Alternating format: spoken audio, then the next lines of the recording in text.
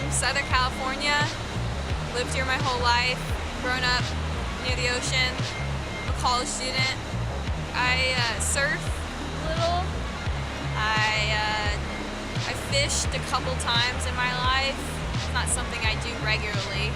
Never scubaed, but I've always wanted to. I free dive a little bit. Other than that, I just like being at the beach. I love the ocean. I mean, who wouldn't? You know, it's so beautiful. I eat fish. It's good for me. It's healthy. You know, it's a good source of protein. What's the health on a scale of 1 to 10 of the ocean? Pacific Ocean? I don't know, a 5 or a 6, I guess. And the fisheries? I have no idea. I don't know, that's about it. I guess I don't really know of any regulations, so I don't really know if they're working or not. I hope they are. From what I hear, they're not. I think that it's important for us to control pollution and, you know, take care of our oceans, because that's our marine resources. You know, that's where we get our food, and it's just, we need to protect it for future generations.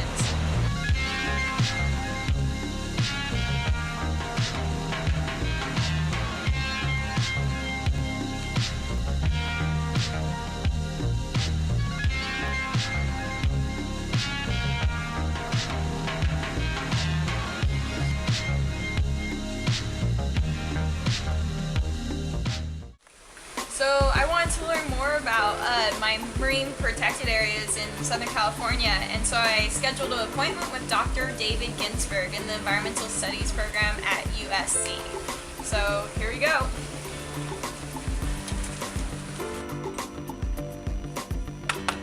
Dr. Ginsberg? Yes. Hi. Hi, how are you? I'm good. How are you? Thanks for speaking to me today. Oh yeah, come on in. So I was curious, what exactly is an MPA? Well, an MPA, or a marine protected area, set aside for both scientific and conservation and sustainability reasons. There are a couple different marine protected areas along the Catalina coast. The oldest one on Catalina was set aside for scientific purposes, which has now been a model for more of a conservation approach or management approach for certain types of fisheries. And do you think MPAs are working, especially here in Southern California? I think for the most part people will say that they are working, and I think they are working in many different ways. One in particular is we do see a larger abundance of organisms within marine protected areas.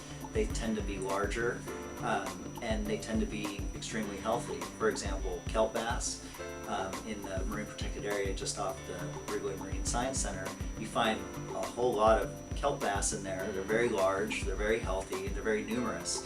You go outside the boundary of the marine protected area and you don't see that same number of individuals within the population. Very cool. Well, thank you for speaking with me today. Oh, you're so welcome.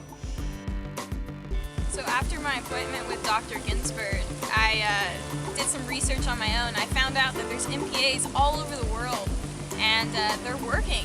They're making our fisheries healthier, and I found out that it's really important for stakeholders like you and me to really get informed about the regulations and know what's allowed and what's not allowed in the oceans around us. The biological success of these MPAs really depend on the stakeholders knowing what's going on with the oceans around them.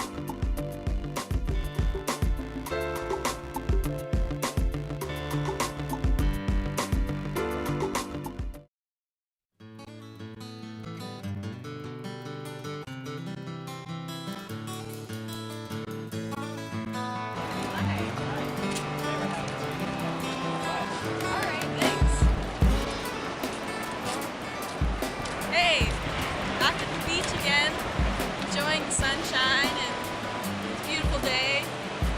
Just got handed this flyer here. It's for an MPA stakeholders meeting. It says that